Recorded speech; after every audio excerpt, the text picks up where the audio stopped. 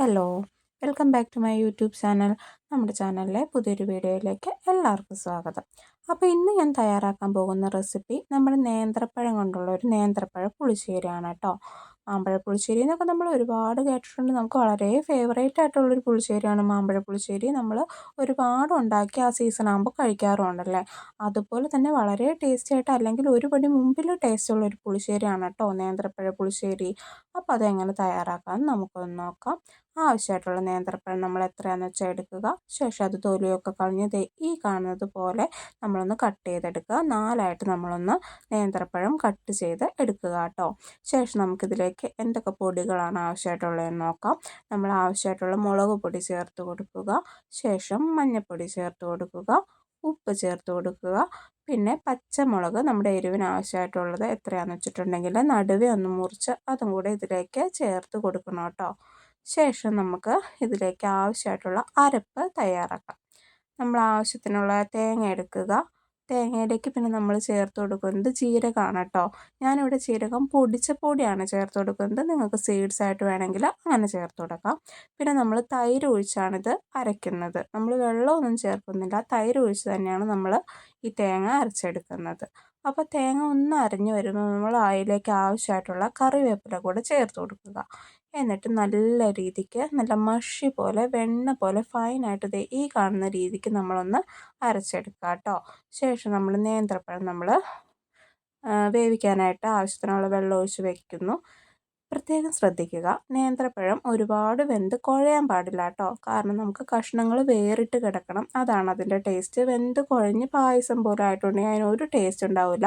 അപ്പോൾ അതൊന്ന് മൂടി വെച്ച് പതുക്കെ ഒന്ന് തിള വരുമ്പോഴത്തേക്ക് അതെടുക്കുക. കഷ്ണം വേറിട്ട് നമുക്ക് പറക്കി കഴിക്കാൻ പാത്രമുള്ള ഈ പാകത്തിന് വേണം കിടക്കാനായിട്ട്. കണ്ടോ, ഇത് തിളച്ച് വന്നിട്ടുണ്ട്, ആവശ്യത്തിനുള്ള വേവായിട്ടുണ്ട്. എന്നിട്ട് നമ്മൾ നമ്മുടെ അരച്ച് വെച്ചിരിക്കുന്ന അരപ്പ് ഇതിലേക്ക് ആഡ് ചെയ്ത് കൊടുക്കുക. ശേഷം നല്ല രീതിക്ക് നമ്മൾ മിക്സ് ചെയ്ത് കൊടുക്കണം. ആ അരപ്പിൻ്റെ പച്ച ചുവയൊക്കെ മാറുന്ന രീതിക്ക് അരപ്പ് നന്നായിട്ട് തിളച്ച് നല്ല രീതിക്ക് ഇതിലേക്ക് മിക്സായി വരുന്ന വിധത്തിൽ നമ്മളൊന്ന് അത് ഇളക്കി കൊടുത്തുകൊണ്ടിരിക്കണം കേട്ടോ. പിന്നെ നമുക്കിതിലേക്ക് ചേർത്ത് കൊടുക്കാനുള്ളത് തൈരാണ്. നമ്മുടെ പുളിക്ക് ആവശ്യമായിട്ടുള്ള തൈരാണ് നമ്മൾ ചേർത്ത് കൊടുക്കുന്നത്. ഏത് കറിക്കാണെങ്കിലും പുളിയോ അല്ലെങ്കിൽ പുളിക്ക് പകരം തൈരോ മോരോ ചേർക്കുന്ന ഏത് കറിക്കാണെങ്കിലും നമ്മൾ ലാസ്റ്റ് മാത്രം കഷ്ണം വെന്ത അരപ്പൊക്കെ ചേർത്തതിന് ശേഷം മാത്രമാണ് പുളി ചേർത്ത് കൊടുക്കാമുള്ളൂ. കാരണം ആദ്യം നമ്മൾ പുളി ചേർത്ത് കൊടുത്തിട്ടുണ്ടെങ്കിൽ കഷ്ണങ്ങൾ വേവില്ല. അപ്പോൾ നമ്മളെപ്പോഴും ശ്രദ്ധിക്കുക, പുളി ലാസ്റ്റ് മാത്രം അരപ്പ് കഷ്ണമൊക്കെ വെന്ത് അരപ്പൊക്കെ ചേർത്തതിന് ശേഷം മാത്രം ചേർത്ത് കൊടുക്കുക. അപ്പോൾ പുതിയതായിട്ട് കുക്കിംഗ് പഠിക്കുന്ന കുട്ടികൾക്കൊക്കെ ആണെങ്കിൽ ഇത് ഉപകാരപ്രദമായിരിക്കും കേട്ടോ. ശേഷം നമ്മൾ പുളിക്ക് ആവശ്യമായിട്ടുള്ള തൈരും കൂടെ ചേർത്ത് കൊടുത്ത് നല്ല രീതിക്കൊന്ന് മിക്സ് ചെയ്ത് കൊടുക്കുക. പിന്നെ നമ്മളിതിലേക്ക് പുളിയും കൂടെ ചേർത്ത് കൊടുത്തു കഴിഞ്ഞപ്പോൾ നമ്മുടെ നേന്ത്രപ്പഴ പുളിശ്ശേരി ആണല്ലോ ഉണ്ടാക്കുന്നത്. അപ്പോൾ പുളിയും മധുരവും ഒപ്പത്തിനൊപ്പം നിൽക്കണം. അപ്പോൾ പുളി ചേർത്ത് കൊടുത്തു കഴിഞ്ഞപ്പോൾ മധുരം കുറവാണെന്ന് തോന്നുകയാണെങ്കിൽ നമുക്കിതിലേക്ക് ആവശ്യത്തിന് കുറച്ച് പഞ്ചസാര കൂടി മധുരത്തിന് വേണ്ടിയിട്ട് ചേർത്ത് കൊടുക്കാം കേട്ടോ. മധുരവും പുളിയും ഒപ്പത്തിനൊപ്പം നിൽക്കുമ്പോൾ മാത്രമാണ് പുളിശ്ശേരിക്ക് നല്ല ടേസ്റ്റ് ഉണ്ടാവുള്ളൂ. അപ്പോഴത്തേക്ക് ഞാൻ കുറച്ച് പഞ്ചസാര കൂടെ ഇതിലേക്ക് മധുരത്തിന് കുറവ് തോന്നി ആഡ് ചെയ്ത് കൊടുത്തിട്ടുണ്ട് കേട്ടോ.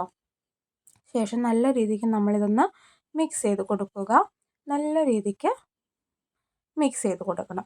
ശേഷം നമുക്കിതിലേക്ക് വറുത്തിടാൻ ആവശ്യമായിട്ടുള്ള കാര്യങ്ങൾ നോക്കാം കേട്ടോ. അപ്പോൾ നമ്മളൊരു പാത്രം അടുപ്പത്ത് വെച്ചു.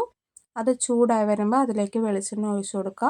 വെളിച്ചെണ്ണ നല്ല രീതിക്ക് ചൂടായിട്ട് വരുമ്പോൾ ഇതിലേക്ക് കടുകും ഉലുവയും ചേർത്ത് പൊട്ടിക്കുക കേട്ടോ. ഇത് പൊട്ടി വരുമ്പോൾ നമ്മളിതിലേക്ക് വറ്റൽമുളക്, കറിവേപ്പില ആഡ് ചെയ്ത് കൊടുത്ത് നല്ല രീതിക്ക് വഴറ്റി കൊടുക്കുക. പിന്നെ നമ്മളിതിലേക്ക് കുറച്ച് മുളക് പൊടി കൂടെ ചേർത്ത് കൊടുക്കുന്നുണ്ട് കേട്ടോ ഈ എണ്ണയിലേക്ക് തന്നെ. അപ്പോഴാണ് കറിക്ക് നല്ല രീതിയിലുള്ളൊരു ഭംഗിയോ ഒരു കളറും ഒക്കെ ഉണ്ടാവുള്ളൂ. അപ്പോൾ നമ്മൾ മുളക് പൊടിയും കൂടെ ചേർത്ത് നന്നായിട്ട് മിക്സ് ചെയ്ത് കൊടുക്കുക. ശേഷം നമ്മുടെ ഈ വറവ് നമ്മുടെ പുളിശ്ശേരിയിലേക്ക് ആഡ് ചെയ്ത് കൊടുക്കുക. ആഡ് ചെയ്ത് കൊടുത്ത് നല്ല രീതിക്ക് മിക്സ് ചെയ്ത് കൊടുക്കുക. അതേ കണ്ടില്ലേ, കാണാൻ തന്നെ നല്ല ഭംഗിയാണ്, അതുപോലെ വളരെ ടേസ്റ്റുമാണ്. കുട്ടികൾക്കൊക്കെ വളരെ ഇഷ്ടപ്പെടും. കാരണം മധുരമൊക്കെ ഉള്ള കറിയാകുമ്പോൾ എരിവൊക്കെ കുറവാകുമ്പോൾ അവർക്കും വളരെയധികം ഇഷ്ടമാവും.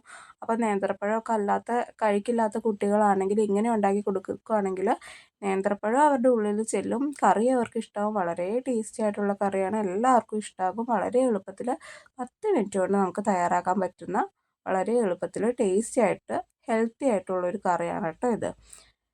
അപ്പോൾ എല്ലാവർക്കും വീഡിയോ ഇഷ്ടമായെന്ന് വിചാരിക്കുന്നു. ഇഷ്ടമാണ് എൻ്റെ ഈ ചാനൽ ഒന്ന് സബ്സ്ക്രൈബ് ചെയ്യണേ. പുതിയൊരു വീഡിയോ കാണുമ്പോഴേക്കും ബായ്.